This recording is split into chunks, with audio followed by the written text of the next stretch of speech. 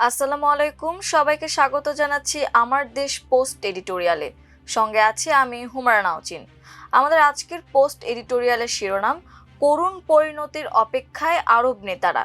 লিখেছেন আমার দেশের সহযোগী সম্পাদক আলফা জানাম। চলুন দর্শক বিস্তারিত জেনে নেওয়া যাক।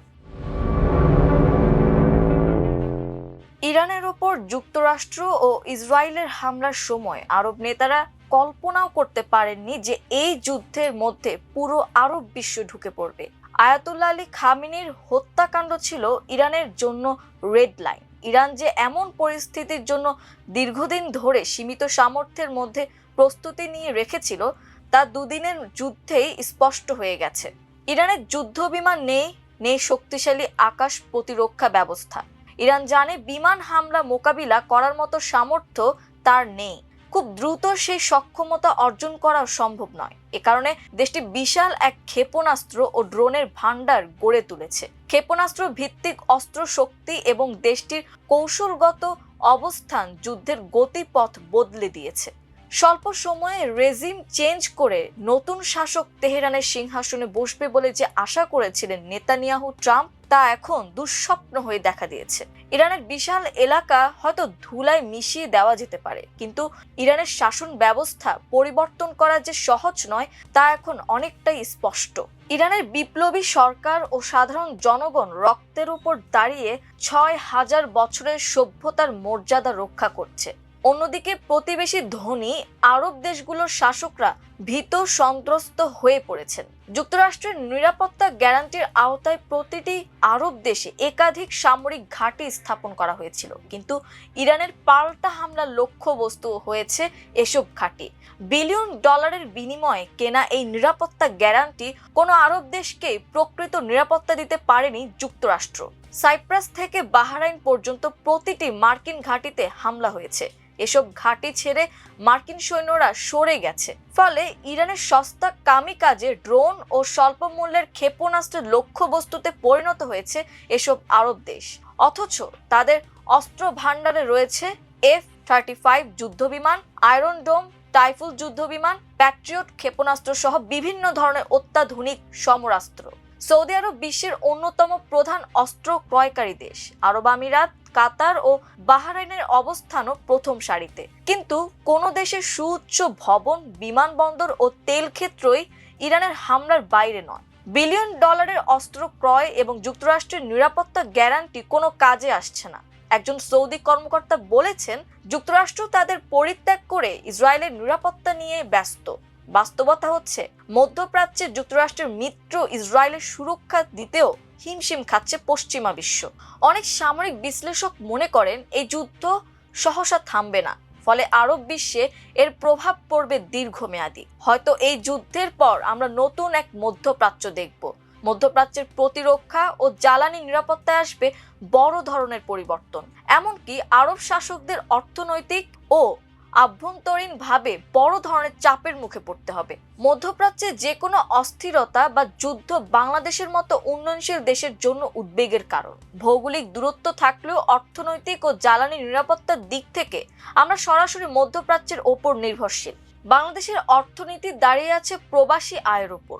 এই প্রবাসী আয়ের বেশিরভাগ আসে মধ্যপ্রাচ্যের দেশগুলো থেকে। এর মধ্যে সবচেয়ে বেশি আসে সৌদি আরব থেকে, এরপর আসে আরব আমিরাত ও কাতার থেকে। কুয়েত থেকেও রেমিটেন্স প্রবাহের পরিমাণ একেবারেই কম নয়। মধ্যপ্রাচ্য থেকে প্রবাসী আয়ের প্রধান 3 দেশে ইরানের ক্ষেপণাস্ত্র আঘাত হেনেছে। ইতোমধ্যে এসব দেশের শিক্ষা প্রতিষ্ঠান ও বেশ কিছু কর্মক্ষেত্র বন্ধ ঘোষণা করা হয়েছে। মধ্যপ্রাচ্যের এসব দেশে প্রায় 50 লাখ বাংলাদেশি নাগরিক কাজ করেন। যুদ্ধ দীর্ঘায়িত হলে তাদের কাজের সুযোগ কমে যাবে, আমদানি রপ্তানিতে বড় ধরনের প্রভাব পড়বে। এছাড়া আরব আমিরাতে অর্থনীতি বড় ধরনের বিপর্যয়ের মুখোমুখি হতে পারে। সৌদি আরবে রয়েছে প্রায় 35 লাখ বাংলাদেশি। এককভাবে বিশ্বের অন্য কোনো দেশে এত বিপুল সংখ্যক বাংলাদেশি নেই। সৌদি আরবের ভিশন 2030 এর কারণে সেখানে নির্মাণ ও সেবা খাতে প্রচুর বাংলাদেশি কর্মীর চাহিদা তৈরি হয়েছে। বর্তমানে সাধারণ শ্রমিকদের পাশাপাশি দক্ষ কর্মী পাঠানোর হার বেড়েছে, যারা বেশি বেতন পান এবং বেশি টাকা দেশে পাঠাতে পারেন। সৌদি আরবে থাকা মার্কিন ঘাঁটিতে হামলার পাশাপাশি দেশটির তেল ক্ষেত্র ড্রোন হামলা হয়েছে। এসব হামলায় কতটা ক্ষয়ক্ষতি হয়েছে তাই স্পষ্ট নয়, কারণ এসব দেশ হামলায় ক্ষতির খবর যতটা সম্ভব কম প্রকাশ করে। এখন পর্যন্ত সৌদি আরব ইরানের বিরুদ্ধে কঠোর প্রতিক্রিয়া দেখায়নি, তবে কাতার, বাহরাইন ও কুয়েত সম্মিলিতভাবে যুক্তরাষ্ট্রের সঙ্গে যুদ্ধে অংশ নিতে পারে। এতে পরিস্থিতি আরো জটিল হতে পারে, কারণ ইরান তখন দীর্ঘমেয়াদী যুদ্ধে নামতে পারে।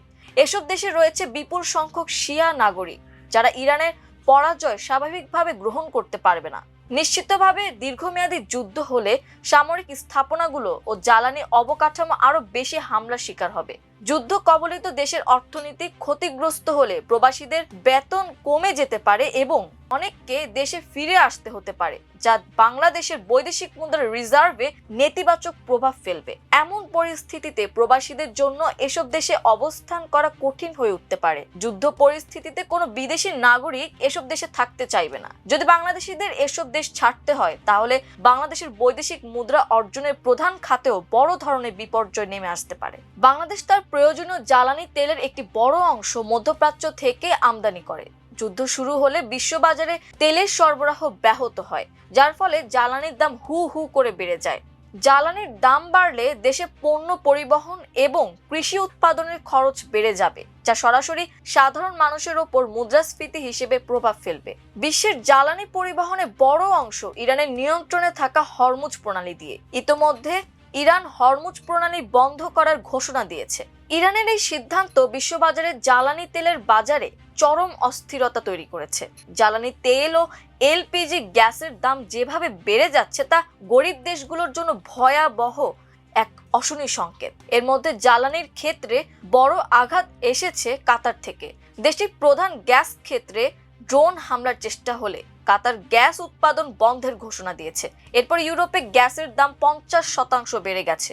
ইউক্রেন যুদ্ধের পর রাশিয়ার পরিবর্তে ইউরোপের দেশগুলো কাতার থেকে চাহিদার বড় অংশের গ্যাস কিনে থাকে। ইরানে হামলার পর থেকে বিশ্ববাজারে জ্বালানির দাম ঊর্ধ্বমুখী। হরমুজ ও ওমান উপকূলে একাধিক তেল ট্যাঙ্কারে হামলার পর তা আরো বেড়ে যেতে পারে। এই যুদ্ধের কারণে শুধু হরমুজ প্রণালী নয়, হুতিদের নিয়ন্ত্রণের কাছাকাছি থাকা বাব আল মানদেব প্রণালীর ওপরও হুমকি দেখা দিয়েছে। এমন পরিস্থিতিতে মধ্যপ্রাচ্য থেকে জ্বালানি সরবরাহ মারাত্মক বিপর্যয়ের মধ্যে পড়তে পারে। শুধু বাংলাদেশ নয়, বিশ্বের বহু দেশ সৌদি আরব সহ আরব দেশগুলোর তেল ও কাতারের জ্বালানির ওপর নির্ভরশীল। ফলে বিশ্ববাজারে উৎপাদিত প্রতিটি পণ্যের দাম বেড়ে যেতে পারে। বাংলাদেশের জন্য এটি বড় সংকট হয়ে দাঁড়াতে পারে। আরব আমিরাত ও বাহরাইনে হামলার ফলে পুরো মধ্যপ্রাচ্যের অর্থনীতি হুমকির মুখে পড়েছে। এই দুই দেশ ইসরায়েলের সঙ্গে প্রথম সম্পর্ক স্বাভাবিক করার নীতি গ্রহণ করে। ইসরায়েলের গোয়েন্দা সংস্থাগুলোর সঙ্গে এই দুই দেশের রয়েছে নিবিড় সম্পর্ক।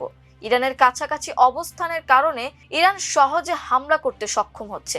এমনকি ইরানের বিখ্যাত শাহেদ কামিকাজে ড্রোন ব্যবহার করে এই দু দেশে ব্যাপক ক্ষয়ক্ষতি করতে পেরেছে। এই মুহূর্তে ইরানের কৌশল হচ্ছে ডু অর ডাই, যেহেতু তার প্রথাগত সামরিক শক্তি ধ্বংস হয়ে গেছে। ইরান এখন দীর্ঘমেয়াদীভাবে যুক্তরাষ্ট্রের মিত্র দেশগুলোর ওপর আঘাত হানবে। এই অঞ্চলের জ্বালানি ব্যবহারে বাধা দেওয়া হবে ইরানের অন্যতম কৌশল। শুধু জ্বালানি বা প্রবাসী নাগরিকদের কারণে বাংলাদেশ ক্ষতিগ্রস্ত হবে না। মধ্যপ্রাচ্যের এই যুদ্ধ বাংলাদেশের রপ্তানি বাণিজ্যের ওপর মারাত্মক প্রভাব ফেলতে পারে। বাংলাদেশ বর্তমানে ইউরোপ ও আমেরিকায় পণ্য পাঠানোর জন্য সুয়েজ খাল ব্যবহার করে। মধ্যপ্রাচ্যে অস্থিরতা বাড়লে নৌপথ অনিরাপদ হয়ে পড়ে। জাহাজগুলোকে দীর্ঘ পথ ঘুরে যেতে হয়, যার ফলে আমদানি রপ্তানি পণ্যের ভাড়া বা ফ্রেইট কস্ট কয়েক গুণ বেড়ে যায়। এতে বাংলাদেশের তৈরি পোশাক খাতে প্রতিযোগিতামূলক সক্ষমতা কমে যেতে পারে। যুদ্ধের কারণে বাংলাদেশের প্রধান দুটি প্রবাসী আয়ের উৎসের একটি অর্থাৎ তৈরি পোশাক খাত হুমকির মুখে পড়তে পারে। মধ্যপ্রাচ্যের সংঘাত যদি বৈশ্বিক রাজনীতিকে মেরুকরণের দিকে নিয়ে যায়, তার ফলে আন্তর্জাতিক বাজারে ডলারের সংকট দেখা দিতে পারে, যা বাংলাদেশের মতো উন্নয়নশীল দেশের বৈদেশিক মুদ্রার রিজার্ভের ওপর বাড়তি চাপ সৃষ্টি করবে। অনেক বিশ্লেষক মনে করেন এবারের যুদ্ধ অন্য সময়ের যুদ্ধের চেয়ে ব্যতিক্রমী। যুক্তরাষ্ট্র ও ইসরায়েল ইরানের রেজিম চেঞ্জ বা শাসক পরিবর্তনের কথা বললেও এই কাজ মোটেও সহজ নয়। ভূকৌশলগত দিক থেকে ইরান অনেক সুবিধাজনক অবস্থানে রয়েছে। ইরাকের মতো ইরানের সেনা পাঠানো কোনো অবস্থাতেই সম্ভব হবে না। এবং যুক্তরাষ্ট্রের সে ধরনের কোনো পরিকল্পনাও নেই। যুক্তরাষ্ট্রের কৌশল হচ্ছে ইরানের নেতাদের হত্যা করা, দেশটির বিপ্লবী গার্ডকে ধ্বংস করা এবং একটি পুতুল সরকার বসানো। কিন্তু সেই কাজ ততটা সহজ হবে না। ইতোমধ্যে যুক্তরাষ্ট্র ও ইসরায়েল তা বুঝতে পেরেছে। এখন বলা হচ্ছে রেজিম চেঞ্জ নয়, ইরানের পারমাণবিক ও মিসাইল প্রকল্প ধ্বংস করা এই আক্রমণের লক্ষ্য। ইরানের নেতারা তাদের প্রশিক্ষিত বাহিনী ছড়িয়ে দিয়ে দীর্ঘমেয়াদীভাবে যুদ্ধ চালাবে। ইরানে প্রায় 10 কোটি মানুষ রয়েছে, যাদের একটি বড় অংশ জীবনভর তাদের প্রজাতন্ত্রকে রক্ষা করবে। মাদুরোকে অপহরণের কয়েকদিন পর খামেনি তার পূর্বসূরি ও পিতা আয়াতুল্লাহ সাইয়েদ রুহুল্লাহ মুসাভি খোমেনির মাজারে গিয়েছিলেন। এই ঘটনার পর তিনি হয়তো বুঝেছিলেন সামনে কি সময় আসছে এবং ইরানকে যুদ্ধের জন্য প্রস্তুত করেছিলেন। তিনি বাশার আল আসাদ বা হাসিনার মতো পালিয়ে যাওয়ার কথা ভাবেননি। তিনি জানতেন 86 বছর বয়সে তার মৃত্যু ইরানিদের আরো বেশি ঐক্যবদ্ধ করবে। খামেনি হত্যাকাণ্ড ইসলামী প্রজাতন্ত্রের সমর্থকদের মনোবল ভাঙেনি, বরং এটিকে শাহাদাতের মর্যাদায় ভূষিত করে তাদের সংকল্পকে আরো দৃঢ় করেছে। ইরানের ক্ষেত্রে মার্কিন যুক্তরাষ্ট্র এবং ইসরায়েলের কাছে জয়ের কোনো বাস্তবসম্মত কৌশল নেই। ইসরায়েলের পরিকল্পনা হলো ইরানকে আরেকটি গাজা বানানোর চেষ্টা করা। তারা হয়তো বিপুল সংখ্যক মানুষকে হত্যা করতে পারে, কিন্তু ইরানি দেশপ্রেম ও ইচ্ছাশক্তিকে ভাঙতে পারবে না। ইরানের নেতারা জানিয়ে দিয়েছেন ইসলামী রেভলিউশনারি বাহিনীকে তারা নির্দেশ দিয়েছে স্বাধীনভাবে সিদ্ধান্ত গ্রহণ করতে।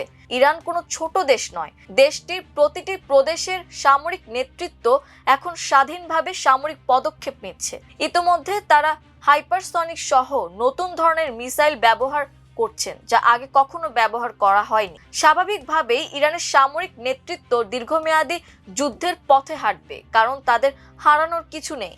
ইরান একটি অসম শক্তির সঙ্গে যুদ্ধ করছে। গোটা পশ্চিমা ও আরব বিশ্ব একটি দেশের বিরুদ্ধে অবস্থান নিয়েছে। ইরানের মজুতকৃত মিসাইল ও ড্রোনের কার্যকারিতা কিছুটা কমে আসবে, কারণ বিমান হামলায় অনেক মিসাইল লঞ্চার ধ্বংস হয়ে যেতে পারে। তবু ইরান আত্মসমর্পণ না করে শত্রুকে বেদনাদায়ক শিক্ষা দিতে চাইছে। এই শিক্ষার ফল কেমন হবে তা এখন দেখার বিষয়। দর্শক, এই ছিল আমার দেশ পোস্ট এডিটোরিয়ালে। এতক্ষণ আমাদের সঙ্গে থাকার জন্য অসংখ্য ধন্যবাদ। আল্লাহ হাফেজ।